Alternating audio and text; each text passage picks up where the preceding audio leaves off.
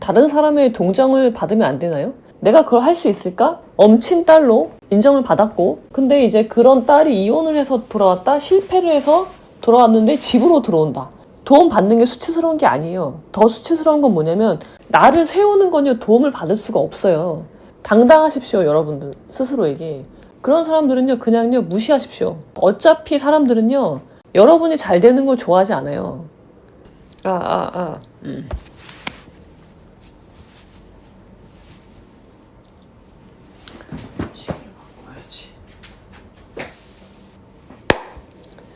예, 여러분 안녕하십니까? 오늘은 즐거운 토요일입니다.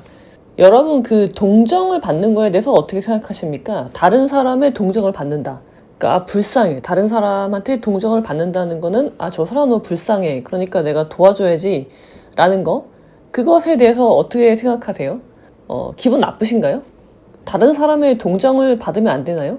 그러니까 나는 다른 사람을 도와줄 수 있어. 불쌍한 사람들 아니면 도움이 필요한 사람들한테 나는 도와줄 수 있어. 동정을 베풀 수 있는데 내가 누군가의 동정을 받는 거 나는 참을 수 없어. 그렇게 생각하시나요? 자, 제가 인생을 살면서요 딱 2번 다른 사람의 동정을 받은 적이 있어요. 도움을 받은 적이. 첫 번째는 제가 사법시험 2차 시험을 보고 나서 체력이 완전히 바닥인 상황이었는데 그 서울대학교 행정대학원의 제 친구, 저를 이 법조인의 길로 이끈 그 천사인지 악마인지 알 수 없는 이제 그 친구는 행시를 보고 나서 서울대학교 행정대학원을 다니고 있었거든요. 근데 거기에서 그 친구가 산을 좋아하기 때문에 그 산악회 모임에 나가고 있었던 거예요. 근데 이제 제가 2차 시험이 끝나고 이제 시간이 갑자기 많아졌잖아요.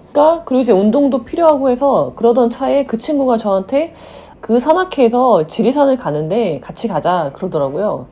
그래서 저는 지리산에 대한 그런 게 있잖아요. 그 산을 좋아하지 않더라도 지리산이라는 그 명산에 한번 가고 싶다는 그런 마음이 누구나 있잖아요.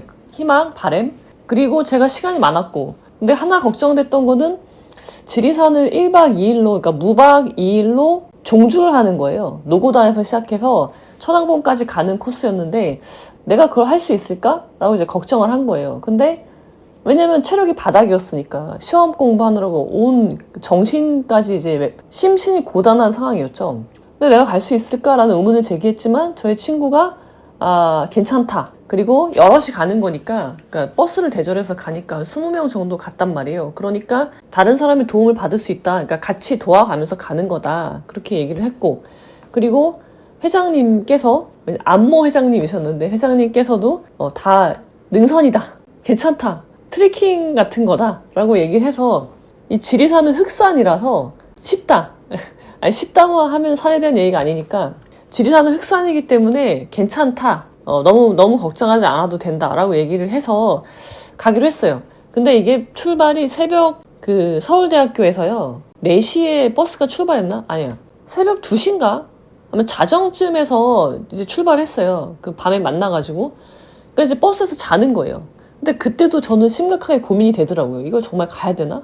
짐을 메고 여기까지 왔는데 가야 되나 말아야 되나 굉장히 고민을 했어요. 저의 의지와 상관없이 아무튼 저의 몸은 버스에 몸을 실었고 그리고 이제 누워서 잤죠. 근데 막 한참 자고 있는데 이게 불편하잖아요. 버스에서 잔다는 게. 자고 있는데 이제 깨워요. 도착했대요. 노고단이래. 근데 주변을 봤는데 새벽이에요. 여름이었지만 새벽이라서 아직 해가 뜨지 않았단 말이에요. 근데 일어나서 내리래요. 그래서 내렸죠. 정신없이 막 내리는 거예요. 짐 메고 막 내렸는데 걸으라는 거예요. 그때부터. 이제 시작이 된 거죠. 그러니까는 막 주변에 동틀 무렵에 약간 어두운 그런 상황에서 노고단을 걷기 시작한 거예요. 이제 그렇게 가다가 그냥 갔죠. 꾸역꾸역 갔어요. 근데 그때부터 후회하는 마음이 들었어요. 이건 갔으면 안 되는데. 지금이라도 내려가야 되는데. 그런 생각을 하면서 꾸역꾸역 가다가 이제 점심을 먹을 때가 됐어요. 어느 이제 휴게 장소 같은 데 내려서 거기 이제 뭐 물이 있어가지고 쌀을 씻고 막 그러는 곳이 있거든요. 거기에서 우리가 갖고 온 쌀을 꺼내서 씻어서 밥을 해 먹고 그리고 났는데 이제 제가 퍼진 거죠. 이제 잠깐 쉬고 나니까 그래도 한 3, 40분을 쉬었거든요. 그러니까 몸이 완전 퍼져버린 거예요. 그래서 그 뒤로부터는 이제는 내려가는 곳이나 다음 목표인 세석산장까지 가는 거나 똑같이 된 거예요, 시간이. 난 가야 돼, 무조건. 그래서 그 무리를 따라서 이제 갔는데요. 한 오후 3, 4시쯤 되니까 더 이상 걸을 수 없는 지경에 이르는 거죠. 근데 지리산에는 반달곰이 나오잖아요. 그러니까 또 걱정이 되는 거예요. 아, 이거 반달곰 밤이 되면 이제 곰이 나올 수도 있는데 해가 지기 전까지 세석산장에 가야 되는데 목표가 그건데 저 때문에 늦어지는 거죠. 그래서 일단 일행들은 출발을 하고 몇몇의 남자 동료들이 남아서 저를 이제 부축하면서 가는 거예요. 그러다가 도저히 안 돼. 해는 졌어. 빨리 가야 돼. 그래서 세석산장에서 구조대가 왔어요. 저를 구하러. 그래가지고 요원들이 와가지고 저는 그래서 아, 요원들이 오면 들것에 나를 싣고 가나? 라고 생각을 했는데 산이라서 그게 안 되는 거예요. 결국은요, 최후의 수단으로 그분들이 저를 업고 뛰기 시작했어요. 그게 가능하더라고요. 그러니까 제가 성인이니까, 그리고 뭐 제가 뭐 덩치가 작은 것도 아니잖아요. 키가 제가 165인데 저를 들쳐매고 이제 번갈아 가면서 구조대원들이 뛰기 시작한 거죠. 그렇게 막 뛰어가니까 주변에 있는 산행하는 사람들이 아, 무슨 사고가 났구나. 저 사람이 되게 큰일 났구나. 그렇게 생각을 하는 거예요.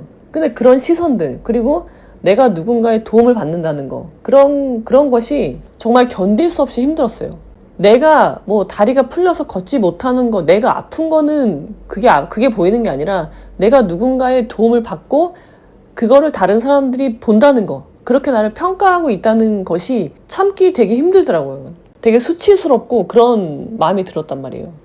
그리고 제가 두 번째로 다른 사람의 도움을 받은 건요, 이혼할 때였어요. 제가 이혼을 하고 당장 저는 그때 군인이었고요. 대전에서 관사에서 살고 있었고, BOQ죠. 독신자 숙소에서 살고 있었고, 아이들은 저희 부모님이 이제 서울에 계신 부모님이 봐주시는 상황이었고, 저는 주말에 서울로 올라가야 되는 거고. 그러니까 집도 없고, 그러니까 부모님 집에 들어간 거죠. 자, 여러분, 잘 키워놨다고 생각한 딸이 37살쯤에 이혼을 하고 애를 데리고 집도 절도 없이 다시 친정집으로 들어간다. 부모님도 부모님의 이제 인간관계가 있잖아요. 다른 분들은 아, 딸 잘 키웠다. 그러면서 엄친 딸로 인정을 받았고, 그리고 부모님들도 그런 주변에 그런 평가를 받고 살아오셨는데 자식 농사 잘 졌다. 그런 거 있잖아요. 그게 나름대로의 그 뿌듯함이었죠. 근데 이제 그런 딸이 이혼을 해서 돌아왔다, 실패를 해서 돌아왔는데 집으로 들어온다. 그러면 여러분 주변의 시선이 어떨까요? 굉장히 안 좋겠죠. 그리고 무엇보다도 부모님의 인생에 이제 기스가 나는 거예요. 그리고 저는 부모님의 도움이 없이는 이제 살 수 없는 상황이 된 거죠. 여러분은 그럴 때 어떠세요? 그런 분이 계실 수 있잖아요. 그걸 참을 수 없나요? 그게 너무 고통스럽나요? 내가 이혼했다는 거, 앞으로 삶을 어떻게 살아야 되느냐, 그런 고민을 하는 것보다도 내가 누군가의 가족이라고 하더라도 내가 다 큰 성인인데 내가 도움을 주지는 못할 망정, 특히 부모님으로부터 도움을 받는다. 그런 사실이 굉장히 자괴감을 느끼고 스스로 자존감이 바닥이 되고 그러시나요? 근데 여러분, 제가 오늘 드리고 싶은 말씀은요, 그러실 필요가 없다는 거예요. 다른 사람의 도움을 받는 거, 우리는요 관계를 맺고 있잖아요. 그래서 내가 다른 사람에게 도움을 줄 때도 있지만 내가 무너져서 다른 사람의 도움을 받을 때도 있는 거예요.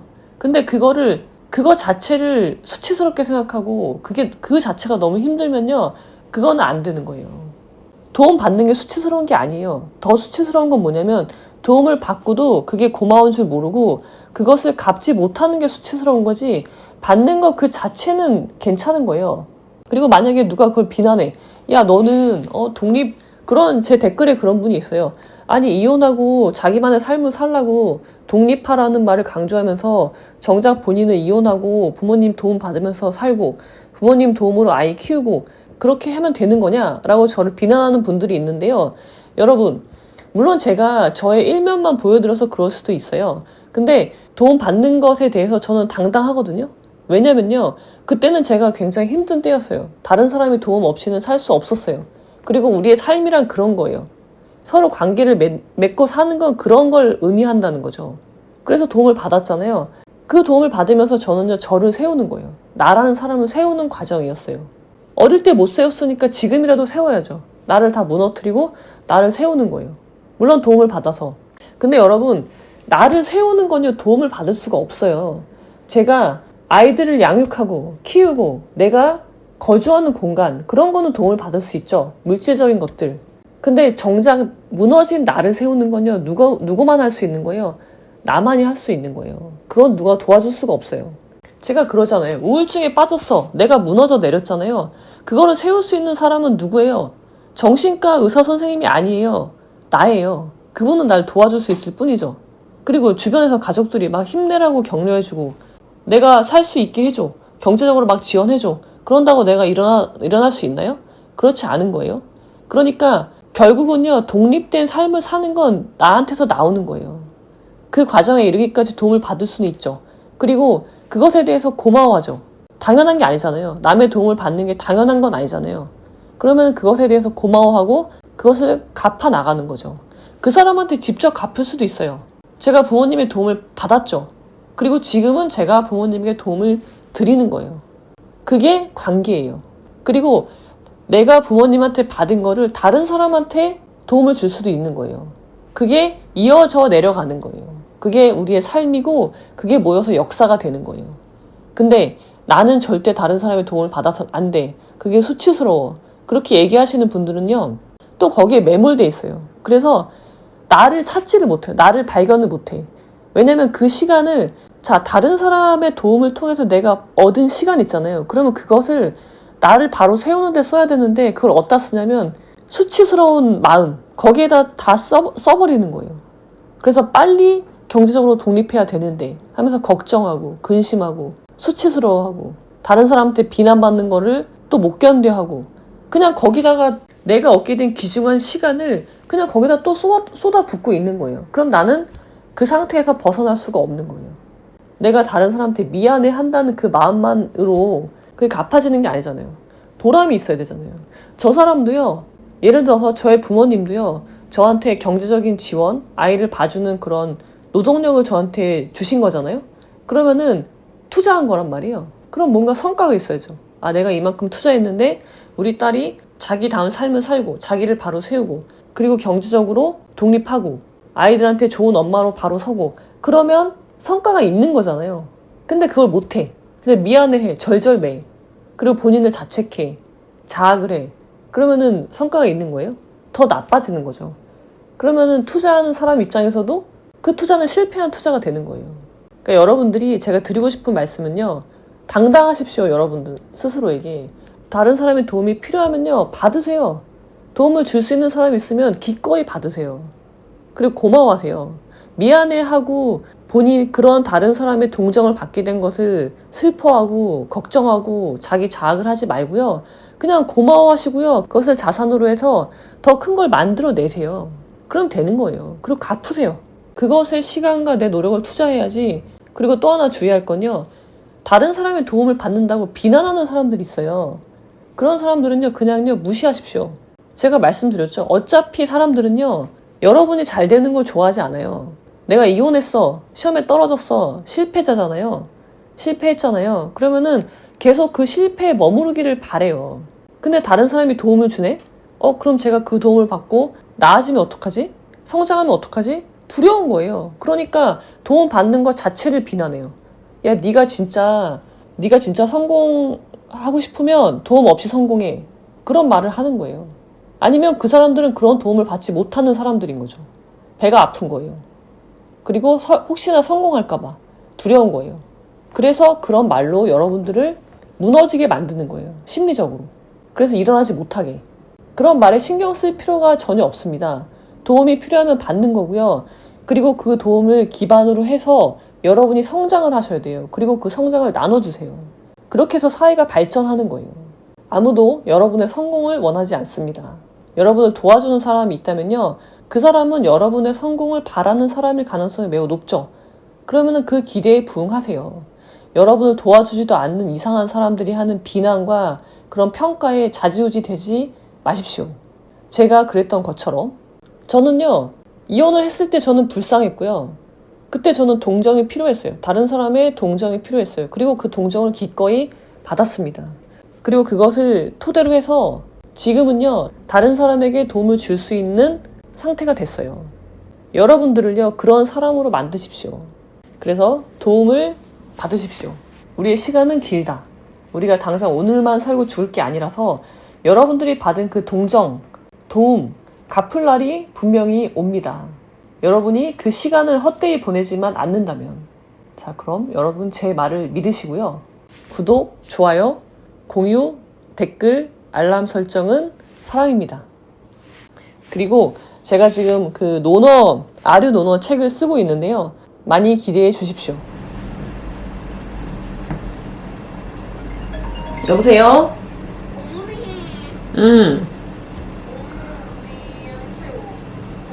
갈 거야, 갈 거야. 좀만 기다려. 괜찮아? 우리 살짝 아픈데 괜찮아. 알았어. 이따 보자. 사랑해. 엄마도.